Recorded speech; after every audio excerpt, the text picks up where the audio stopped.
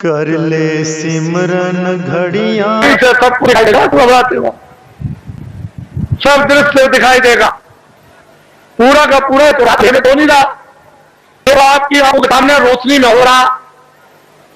बड़े ध्यान से आप इनको देखें और हमारी बातों को चुपचाप शांति से सुने। कोई बोलेगा नहीं बैठाने वाला, अपनी अपनी आवाज को बंद रखो। इनको देख लीजिए आप, फिर इस बात को बड़े ध्यान से सुने कि दिल्ली की लोकसभा में 1 साल का खर्चा जो एमपी जो दिल्ली में उस पार्लियामेंट लोकसभा में बैठते हैं, साल भर का लोकसभा का केवल खर्चा 35 अरब का। कितने अरब का? जोर से बोलो। 35 अरब का। इस भारत की आबादी यानी भारत की जनसंख्या 2 अरब की। कितने अरब की? जोर से बोलो, कितने अरब की? मैं आपकी बुद्धि से पूछना चाहता हूं कि दिल्ली की लोकसभा में एमपी बैठ करके शासन करने वाले बैठकर ढंढोरा पीट कर रखवार रेडियो पर कि 80 करोड़ 80 करोड़ और 80 करोड़ का लोकसभा में बैठ करके बजट बनाया जाए, तो मैं आपसे मोटी बुद्धि से पूछना चाहता हूं, 2 अरब की आबादी को पूरा पड़ जाएगा?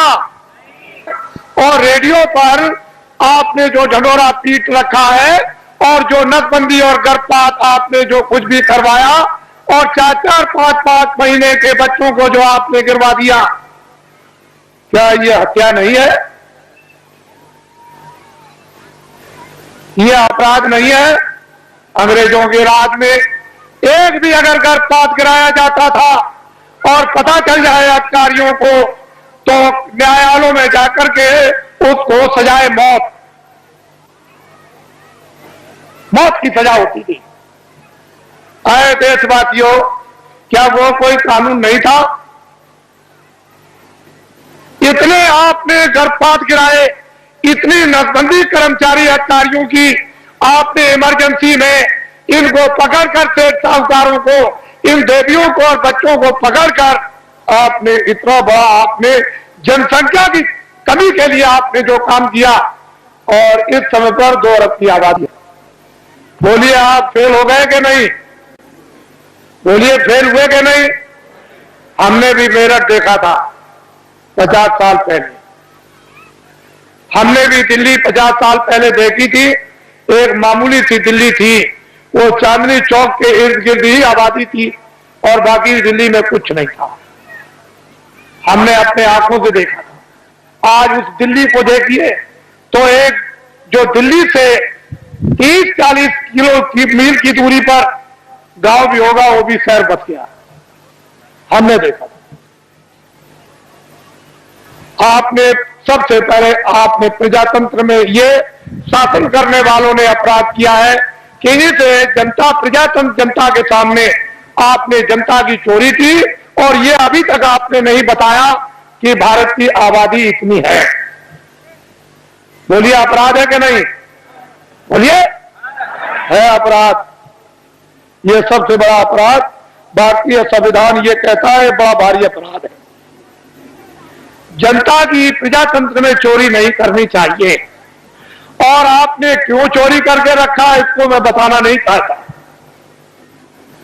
मैं आपसे सबसे ये पूछना चाहूंगा, आप तो गृहस्थ आश्रम में बाल बच्चों में रहते हो, क्या आदमी अपनी स्त्री से कोई घर का या बाहर का राज छुपा सकता? कोई आपका गोपनीय भेद यानी इससे आप बढ़ेंगे? तो जब घर और बाहर का कोई भेद स्त्री से नहीं छुप सकता है, तो क्या कोई फरिश्ते ऊपर से उतर आए? मान लो अगर कोई विदेशी देश का आदमी विदेशी देवी से, औरत से शादी करे, तो शायद हो सकता है जो बहुत बड़ा हो गया है वो अपनी स्त्री से अपना राज छुपा लेगा? नहीं छुपाएगा। तो ये बताओ कि देश का आदमी विदेशी औरत से शादी करे, मंदिर भी ना हो और मस्जिद भी ना हो और मुल्ला भी ना हो और पंडित भी ना हो और दरिया का किनारा भी ना हो और कोई मंदिर और मठ भी ना हो, गिरजाघर भी ना हो, और चलते में अगर शादी कर ले तो उसको राजा बना दोगे? तो आपने ये सबसे बड़ी गलती क्यों की? भारत के प्रधानमंत्री ने विदेशी स्त्री से शादी की है और आपने ये अपराध क्यों किया कि उसको राजा बनाया? क्यों आपने ये अपराध कर डाला, ये बताइए। ये देश के लिए, जनता के लिए, ये अपने गौरव के लिए, अपनी जाति समाज के लिए ये क्या छोटा अपराध है? अब ये बताइए, जब आपने प्रधानमंत्री राजा बना दिया तो कोई गोपनीय अपनी स्त्री से राज छुपा सकता है? तो ये सिद्ध और साबित हो गया कि मंत्रालय का, फौज का और उनका और जो योजना बनाते हैं, जो कमजोरियां हैं इस प्रजा की, इस जनता की, इस देश की, इस हथियारों की, उड़ने वाले हो, मारने वाले हो, जो कुछ भी फैक्ट्रियों का उत्पादन हो या संग्रह हो, वो सब विदेश में चला गया। मैं एक बात और आपको ये बताना चाहता हूं, उस समय पर ये राष्ट्रपति जो आए तब तो नहीं थे, लेकिन हमारे सरदार राष्ट्रपति थे जो रिटायर हो गए। उस समय पर यानी भारत की टकसाल करेंसी विदेशों में छपने के लिए दे दी गई। टकसाल और करेंसी विदेशों में छपने के लिए दे दी गई। भारत का संविधान और भारत की नीति, आप एमएलए और एमपी और मतलब यह है कि जो भी संसद सदस्य हो वो राष्ट्रपति से शपथ ग्रहण करते हैं कि हम अपने भारत का, भारत की जनता का, भारत के विकास का और फौज के सामान का हम कोई भी प्रतिज्ञा करते हैं गोपनीय भेद किसी विदेशी को नहीं बताएंगे और अपनी करेंसी किसी विदेश में नहीं छपवाएंगे। फिर राष्ट्रपति न्यायाधीश, जो मुख्य न्यायाधीश दिल्ली में रहते हैं सुप्रीम कोर्ट में, उनसे शपथ लेते हैं कि हम कोई भारत की जनता के खिलाफ यानी गोपनीय ऐसा राज ओपन नहीं करेंगे जिससे हमारे देश का और भारत की जनता का नुकसान हो जाए। और अगर आप ये गोपनीय राज भारत और भारत की जनता का, फौज और फौज के सामान का अगर आपने ओपन कर दिया तो संविधान का अपराध आप लोगों को लग गया। वो करेंसी टकसाल विदेशों में छपने लगी। मैं ये बताना चाहता हूं कि जो टकसाल, जो करेंसी विदेशों में रुपया छप रहा और छपवाया जा रहा और बताया जा रहा, क्या उस पर राष्ट्रपति के कोई हस्ताक्षर हुए? आपको ये बताया गया राष्ट्रपति द्वारा कि हस्ताक्षर हो गए राष्ट्रपति के विदेश में भारत की करेंसी इस देश को चलाने के उत्पादन के लिए और खुश और समृद्धि के विकास के लिए बाहर छपाई जाएगी। कोई राष्ट्रपति और उपराष्ट्रपति का कोई दस्तखत हुआ? आपने कभी सुना? तो आप क्या छत्री हो? क्या हो आप? कौन सी मूछ लगाई आपने? कौन से बाल लगाए? और फिर क्या तुम छत्री हो? क्या रखते हो बुद्धि और क्या तुम वीरता रखे हो? तुम्हारे पास में क्या ज्ञान है? ये तो भारतीय संविधान कहता है। इतना बड़ा राज इस भारत की जनता के साथ, विकास के साथ और देश के कानून के साथ ये पूरा जो इतना खिलवाड़ किया गया, ये क्षमा योग नहीं है। मैं कुछ नहीं कहना चाहता। आपकी तकलीफ जो इस मंच पर पटकते हो, दर्दों को, उसकी वजह से मुझको ये सब आपके सामने आना पड़ा। और मैंने तो अभी कुछ नहीं कहा, इसमें क्या मसाला भरा हुआ आपको तो कुछ मालूम नहीं है। ये तो मैं आपको बताना चाहता हूं, वो संसद सदस्य जिनको आपने चुन करके विधानसभाओं में और लोकसभा में भेजा, उन्होंने इस पर आलोचना क्यों नहीं की? वो तो ज्ञानी थे, वो तो तुम्हारे भेजे हुए थे, तुम्हारे नुमाइंदे थे कि तुम्हारी तरफ से, तुम्हारे देश की तरफ से, तुम्हारे कानून की तरफ से, तुम्हारे उत्पादन की तरफ से, तुम्हारी खुशहाली की तरफ से बोलेंगे। तो वो संसद सदस्यों ने क्यों नहीं कहा? क्यों नहीं शोर मचाया? उनको दिल्ली में शोर मचाने की जरूरत नहीं, लखनऊ में शोर मचाने की जरूरत नहीं, वो लौट करके आते और जनता में शोर मचाते। सच्चा न्यायालय ये था, कहीं जाने की जरूरत नहीं, ना वो कहीं उधर जाना, आपको किसी गवर्नर के यहाँ जाना, ना आपको किसी कमिश्नर के यहाँ जाना, न एसपी के यहाँ जाना, न डीएम के यहाँ जाना, न किसी दफ्तर में और न्यायालय में जाना। ये सच्चा न्यायालय तुम्हारा था, ये वोट का न्यायालय था। जब तुमको ये अधिकार मिला तो तुम यहां चिल्लाते आकर के कि वो करेंसी जो है बगैर राष्ट्रपति के दस्तखत के, बिना उपराष्ट्रपति के दस्तखत के वो करेंसी विदेशों में छापी जा रही। अब तुम्हारे पास क्या हो गया? ये भी नहीं है, लगोटी भी उतर जाएगी, ये भी चली जाएगी हाथ से। और वो कत्लेआम होगा जो बाबा जी पहले तो सुनाते चले आए। सरेआम बाजार में कोई भी तुमको देखने वाला नहीं होगा। तुम्हारी बहु बेटियों को जब लोग खींच करके ले आएंगे और सड़कों पर डाल लेंगे, तब तुम कहोगे चलो बाबा जी के पास दौड़े। ये काम आएंगे आपसे, ये खड़े हुए ये काम आएंगे, यही आपके काम आएंगे। इसको देश वीरों का देश है, क्षत्रियों का देश है, विद्वानों का देश है, ब्राह्मणों का देश है, सत्कर्मियों का देश है, त्यागियों का देश है। आप इसको अनाचारियों का देश बना रहे। इसलिए आप इससे कहो गांव में अब कुछ जरूरत नहीं है, ना आपको दिल्ली में किसी तरह के सत्याग्रह की, कोई आंदोलन की और फेरियों की जरूरत नहीं है, ना दफ्तरों में आप जाते हो। ये बेचारे हमारे जो इंस्पेक्टर है यहाँ, ये कोई जा रहा दिल्ली, कोई लखनऊ जा रहा, कोई जा रहा, तुम्हारा रैली निकलेगी, सत्याग्रह होगा। आज इसका सत्याग्रह, कल उसका सत्याग्रह। आप उस मजिस्ट्रेट का, उस डीएम का, उस बेचारे जो रक्षा करते हैं उनका समय तो वहां चला गया, तब तक डकैती हो गई, तब तक कत्ल हो गया। तुम चिल्लाए दरोगा जी, तुम चिल्लाए एसपी साहब, ये तुमने क्या कर दिया? और वो बेचारे चले गए वहां उनको बचाने के लिए। अरे ये क्यों करते? कहीं जाने की जरूरत अब नहीं। बस अब एक काम करो, लाओ इधर पकड़ाओ, एक ये काम करो, ये भूमि जोता खेतिहर काश्तकार संगठन की जो आधारशिला 10 सितंबर 1987 में रखी गई, ग्राम देवलखा, तहसील केसरगंज, जिला बहराइच। लोगों को मालूम नहीं था, वो तो मजाक समझते थे कि बाबा जी मजाक कर रहे। आधारशिला कितने आदमियों के बीच में, ये तो आपको कोई इतने आदमी इकट्ठे नहीं कर सकता। उनको तो ये पता नहीं था कि बाबा जी इतनी जल्दी जल्दी काम करेंगे। तब तक फौरन घोषणा हो गई, 5, 6, 7 को फौरन चलो हरदोई और काम का भूमि जोता खेतिहर का संडे, हमको शक्ति दो, हमको ज्ञान दो, हमको बल दो। देखो आप फिर देखिए, आप इस झंडे को ले लो। इस झंडे को लेने के बाद किसी की रैली में नहीं, बाबा जी की अपील है, किसी के सत्याग्रह में नहीं, कोई धरना नहीं देना, किसी मजिस्ट्रेट को या किसी एसपी को, किसी कमिश्नर को और किसी डीएम को या किसी अधिकारी कर्मचारी को वहां जाकर के उसका घेराव नहीं करना। इस झंडे को ले लो। अगर आप लोगों ने अपना झंडा जो ले लिया, जो आपका झंडा मैं पकड़ लो, मेरा झंडा तो ये बाद में बनेगा, अभी तो आपका झंडा है।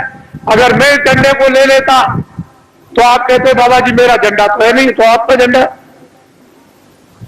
ये आपका झंडा मेरा नहीं, मैं तो इस झंडे को लिया।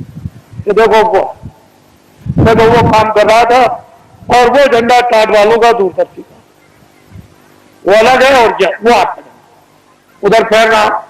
इस झंडे को ले लो और ये ऐलान कर दो गांव गांव में कि भूमि जोता खेतिहर काश्तकार ये अपना अपना झंडा लेकर और फौरन सभाएं करें और जल्दी से जल्दी, अब देर करने की जरूरत नहीं है।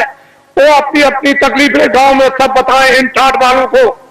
जो भी आपको पर्चे मिल जाए प्रस्ताव के, उसमें ट्रैक्टर का कर्जा, ट्यूबवेल का कर्जा, नाली का कर्जा, कुएं का कर्जा, इंजन का कर्जा, मेड़ का कर्जा, भैंस का कर्जा, बैल का, घोड़े का, गधे का, बकरी का, सुअर का और हलों का और यंत्रों का और खाद और गैबर गोश्त का और खादों का और बीजों का, जितना भी कर्जा 40 सालों का सरकारी रदा तुम दे सकते हो कि नहीं दे सकते हो, वो झंडे लेकर के तुम बखात करो और अपनी चीज को पटको जल्दी से और ये कहो कि ये झंडे अब हम इस योग नहीं रह गए, हमें ये समर्थता नहीं रह गई, अब हमारा 40 सालों का सरकारी जितना भी कर्जा है वो मैं ब्याज के माफ हो जाना चाहिए।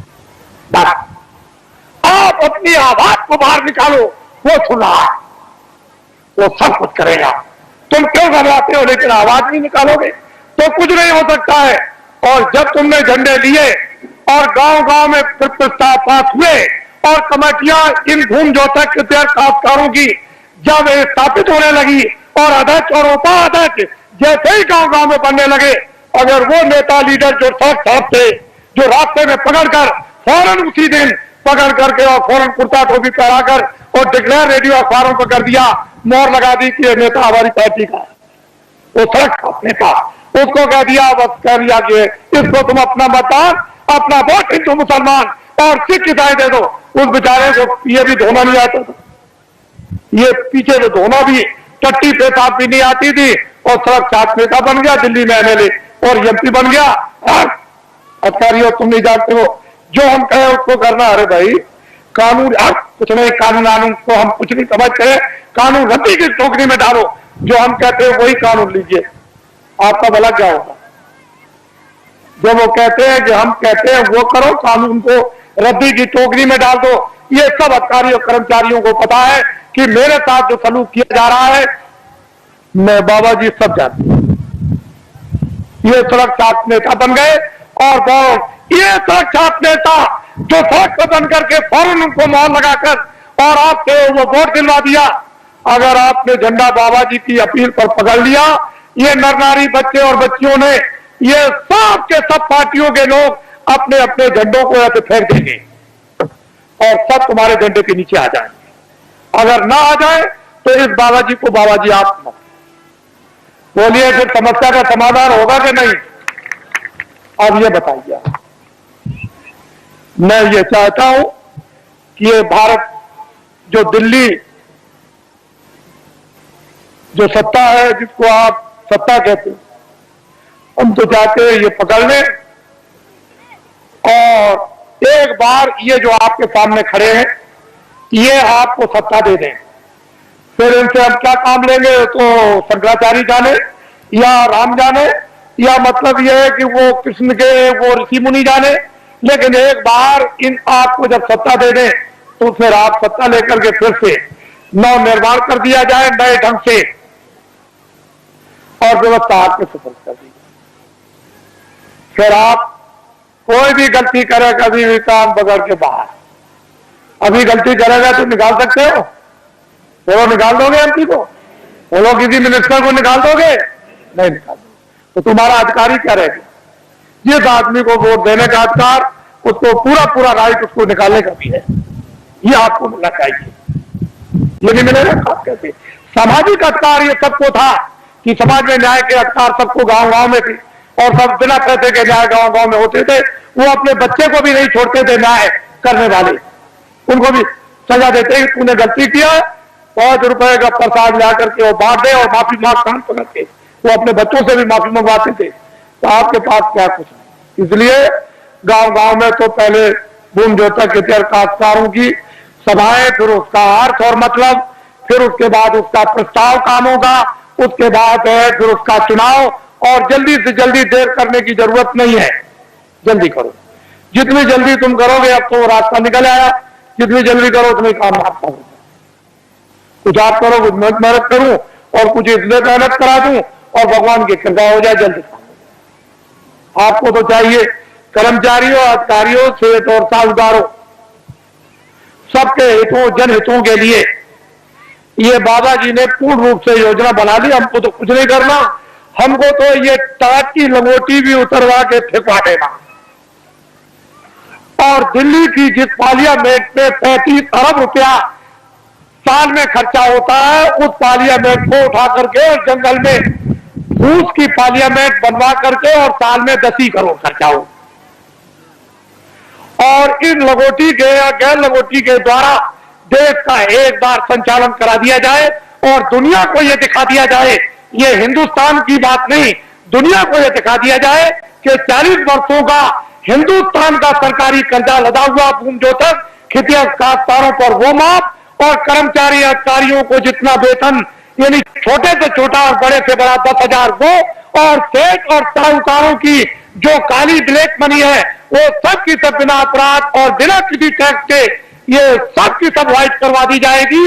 और इस पर कोई किसी तरह का आपको लाइसेंस नहीं देना है, सब लाइसेंस यानी फ्री कर दिए जाएंगे और सबको छोटे बड़े कारखाना लगाने का इनको अधिकार दे दिया जाएगा कि तुम छोटा से छोटा बड़े से बड़ा कारखाना लगा दो।